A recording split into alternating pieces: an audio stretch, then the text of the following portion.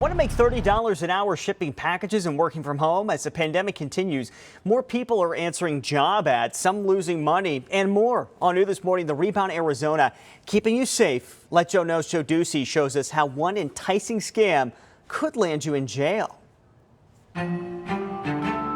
A part-time remote position to work from home. It's what Lexus wanted with a baby at home, so she put her resume online, and one potential employer caught her eye. It was a $3,000 base pay. An average $3,800 a month with bonuses, working quality control. They said that they'll have packages sent to your house, and then you unpackage them, check them, take photos of everything, and repackage them and send them out within 24 hours. Lexus was intrigued. The company interviewed her by phone, and she found the questions odd. They're like, do you have a printer? Yeah. Are you going to be home during these hours? Yeah. Are you okay with, shipping this out within 24 hours? Yeah. And then it's like, it was no questions about me. Is it a great opportunity or is it a scam? With COVID raging, a lot of people out of work, others wanting to work from home.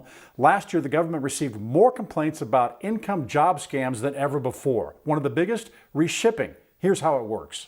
Often these scams involve merchandise that was purchased with stolen credit cards. That stolen merchandise is sent directly to you. You don't know it, but your job is to send it to the scammer, usually in a foreign country. It doesn't come directly back to them. It goes to your house, and you're now the bad guy. Liz Davis is a postal inspector in Phoenix. When the real credit card owner finds out they've been scammed, they call the authorities, and the authorities track down these things that have been bought, and it tracks all the way to you. You don't get paid while the scammer sells the merchandise for a big profit. We're not naming the business because there are so many made-up names. Instead, look at the warning signs.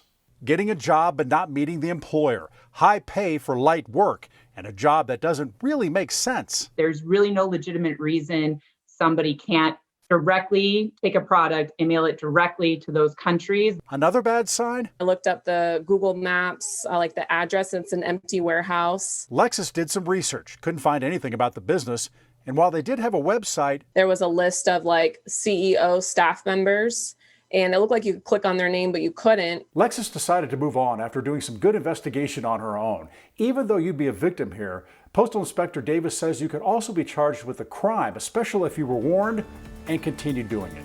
Go to abc15.com/letjoeknow for all the ways to protect yourself. I'm Investigator Joe Ducey. If you got a problem, let me know.